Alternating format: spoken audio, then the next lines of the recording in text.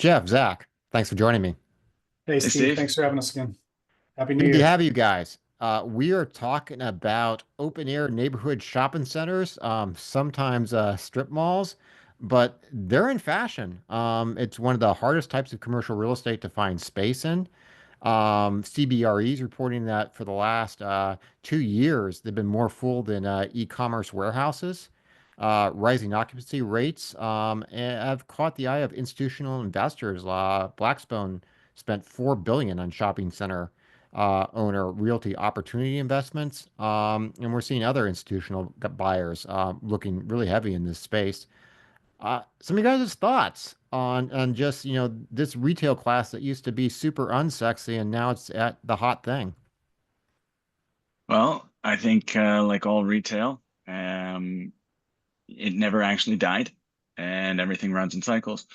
Open air is more experiential at this point, which is kind of where we have seen the ball kind of moving to.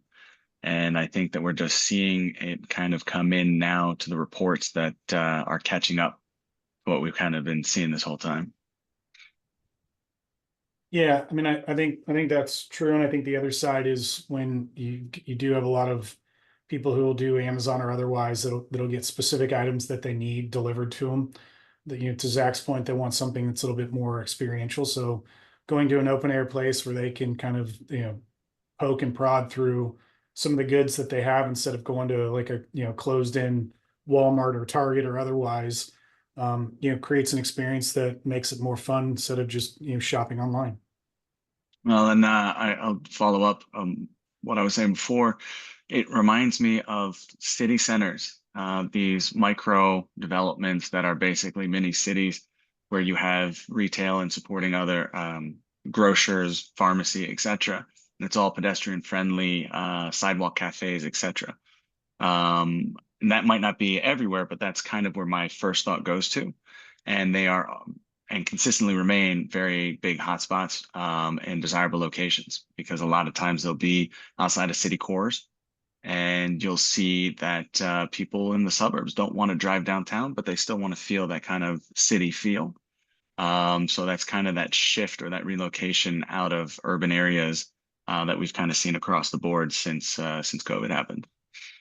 Yeah, and I'd probably add as well, like some of these are to your point, but maybe a little different. Doesn't matter if they're in this in the downtown district or otherwise. These are kind of more neighborhood friendly places for people to go where it's not just a retail experience, it's a social experiment as well. So I think it happens both inside and outside, and just smaller with people's flexible schedules.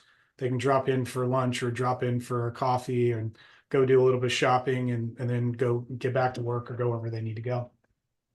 Yeah, and I think you guys are kind of touching on why this is going to be a lasting trend, because it's not competing with the new e-commerce model. It's part of the new e-commerce model, part of you being able to do returns close to home, you being able to do pickups close from home. It's just, and it makes the supply chains more efficient, more manageable, that they don't have to ship everything over such long distances by having basically some of these, basically infrastructure nodes in really convenient locations. And then I think you add in the other data point here that to build new shops, it's just it doesn't work in the numbers. So you're really looking at using existing locations, which is going to keep some continuing demand for these types of open air shopping centers, these more suburb locations, these strip malls, whatnot. Is the convenience, but it's also working with the e-commerce supply chain that I think, is some good news for this class. Yeah. Sure. Okay, well, thanks for confirming that retail is not dead, despite some reports we heard from the contrary. If you enjoyed the video, give us a thumbs up. Click subscribe if you haven't. Visit our website, selectfincap.com. Get on our free newsletter with exclusive real estate offerings as well as news on real estate, everything from retail to multifamily to industrial. Thanks a lot, guys. Thanks, Steve. Thanks, Dave.